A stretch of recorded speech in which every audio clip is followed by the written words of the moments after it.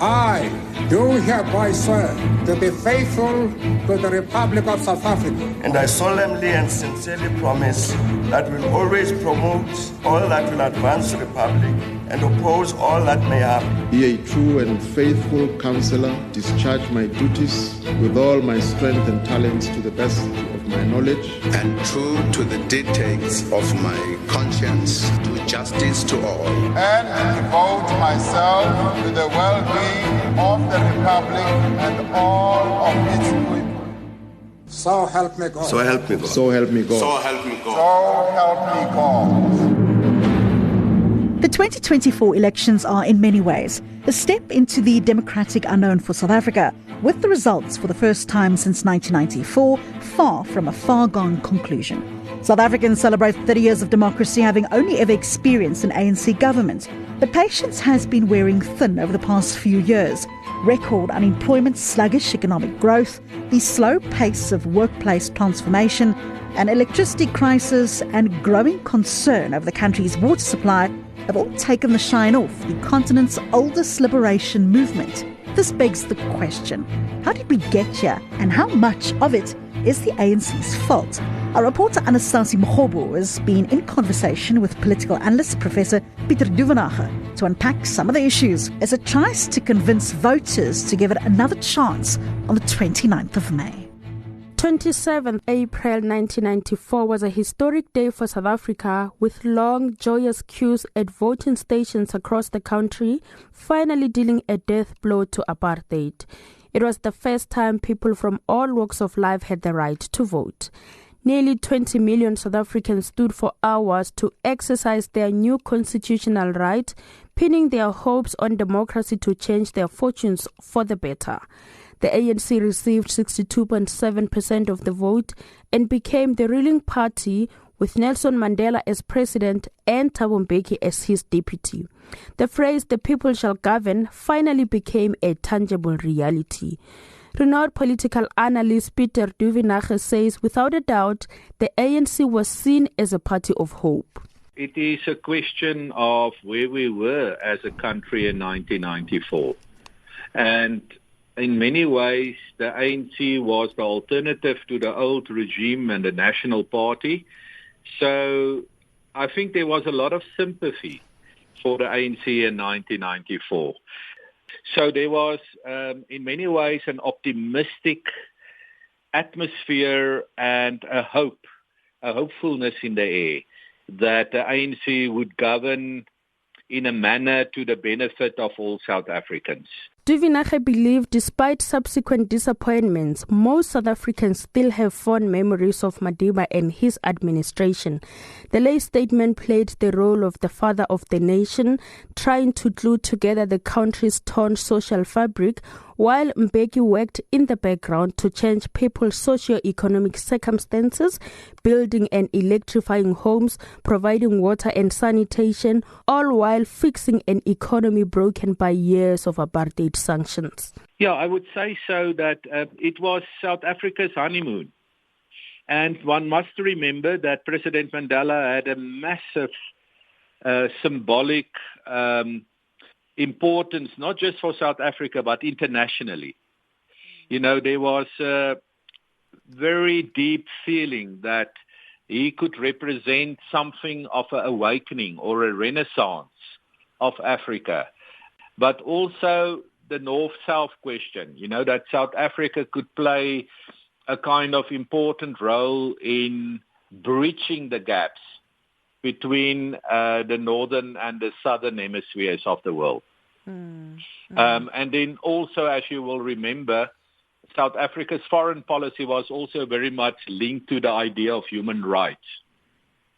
So all those things contributed to what I would describe a honeymoon period of South Africa. We were the flavor of the month, not just in Africa, but internationally. And I think on a national level, it also went with South Africa well. Our economy recovered after 1994.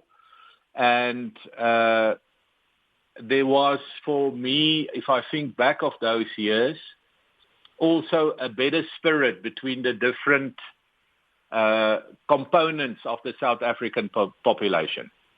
Madiba's only term in office came to be known as the country's honeymoon period, hosting and winning big sporting events, and the seeming willingness of all South Africans to make a success of the democratic experiment even earned us the nickname the Rainbow Nation. After Mandela's tenure, former President Thabo Mbeki led the country between 1999 and 2008. Mbeki's era saw unprecedented economic growth, even though cracks began to appear with the arms deal scandal in the late 90s, a foreboding sign of things to come. Duvinage says Mbeki was a technocratic president who eventually lost touch with the people. He was an effective technocratic president that kept South Africa's economy sound, and then he had this fascinating foreign symbolism and the concept of the African Renaissance. But he kept things nationally going, but he was more on the international stage, and in a certain sense he lost the power battle within the ANC because he was so much on the international stage. The image of Mbeki, which was not very good at the end of his presidency, that image has improved due to the fact that the Zuma years had its own problems and deep problems. And I think that is why the image of Mbeki as an elder statesman of the ANC has improved after the Zuma era. And that is why many people are now turning to him, but they forget that in his presidency there were also a lot of problems around the way he kept in touch with the people on the ground while he was president. The fallout from the arms deal also led to a rupture in the ANC, with Mbeki's ex-deputy Jacob Zuma winning a fierce battle for power at the party's elective conference in Polokwane in 2007. Kgalema Motlanthe served as caretaker president of South Africa from September 2008 to May 2009, following Mbeki's resignation. Zuma, already ANC leader for 2 years, was voted into office after the 2009 general elections. Zuma's presidency was, however, marred by numerous allegations of corruption and also saw a new phrase enter the South African lexicon: state capture. People around him, and if you look at that era, it's almost like South Africa lost on many terrains, economically, also in terms of the reconciliation of the South African complex population, and then also internally. I think the ANC started to become more involved than in the past in faction fighting and the contestation for power at different places.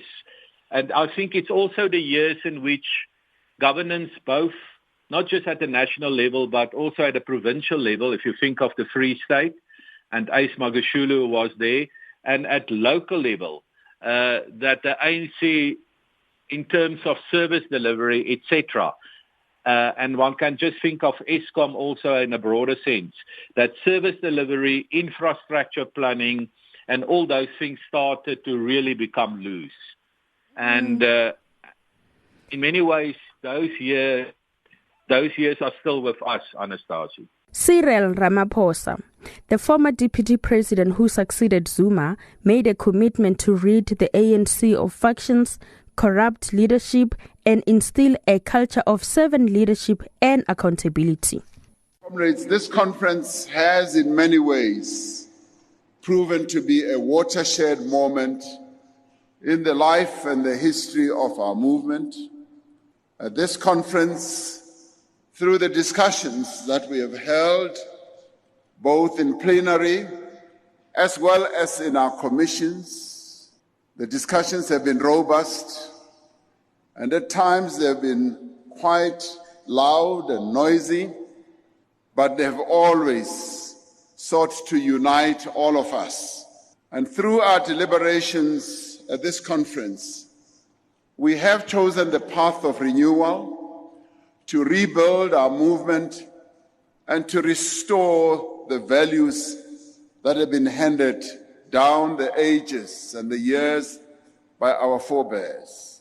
But many tainted ANC leaders remained in office even after the Commission of Inquiry into State Capture laid bare the extent of the corruption under Zuma's tenure and the central role played by the ANC in emptying the country's coffers. Ramaphosa soon died down, and the new dawn promised by Ramaphosa only served to shine a light on the cracks threatening the very foundation of the country. Duvinage says Ramaphosa has become the opposite of what ANC members and even South Africans who are not members of the ANC had hoped for. For me, President Ramaphosa is much in the line of President Mbeki, in a sense of a highly intelligent man, more of a technocrat, an ex-lawyer, but with deep experience in the National Union of Mine Workers. But there was a great hope at the beginning of his presidency that he would be somebody that could unite the ANC, but also give strong leadership from the top. And since then, we basically have a president that has gone most of the time missing in action. It is as if he became very much incapacitated.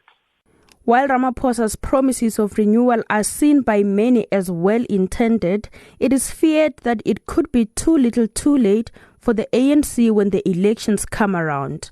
Failure to hold his leaders accountable has also clouded his presidency. The whole issue, if I can put it, of corruption has not been substantively addressed by President Ramaphosa. Here and there were interesting things. There was the state capture report, which I think he facilitated well, but we haven't seen enough action around that so far. Then one gets also the impression that he protects certain of his ministers about whom there are big question marks, about their conduct and the way they have performed on the issue of corruption. Could all the failed promises affect the governing party at the polls? Duvinage says it's highly unlikely as ANC has many loyal supporters. If we look on the ground, I think the rural ANC support will still be very much on the same level as the past. And I'm thinking of provinces here like Mpumalanga, Limpopo, Northwest, the Free State to an extent. I think though in those rural areas you will get people still voting for the ANC because many of those voters there also are not so linked into the, let's call it, the modern economy of South Africa and information channels and the newspapers and the discussions. But one should also never underestimate the rural people and what kind of messages could circulate there. But that is my interpretation. I think semi-urban and urban South Africa is a different terrain for the ANC now because people are informed. People have seen with their own eyes if there's not service delivery in the suburb I'm living or the township I'm living, the metro or the municipality where I'm a voter. From the ground up, there is an impression that the ANC as a party is not delivering. And now I also think in 2024 that there are alternatives, enough alternatives for South Africa and its citizens to look at politically. And we have the chance on the 29th of May to make that choice. But my plea is that all South Africans, wherever they are living, wherever they are, should take this election very seriously because we have a governing party that should be disciplined and the citizens have the opportunity to do that. And I think the ANC is definitely going to have a success rate of under 50%. That is my not just my feeling, but also if I look at the polls, even though polling in South Africa has its own problems. But I think that the ANC is definitely going to be under 50. The big question is just how far underneath and what that will do to the coalition politics that is our future. Elections 24, The Power of Your Ex, is an original Jackpot podcast brought to you by Jacaranda FM News. Jacaranda FM cannot be held responsible for the views and comments expressed in this podcast. Follow Jacaranda FM News on Facebook and X, or go to jacarandafm.com and click on News. Listen to more episodes and the original series at jacarandafm.com, click on Jackpot, or on the apps where you can get all your other podcasts.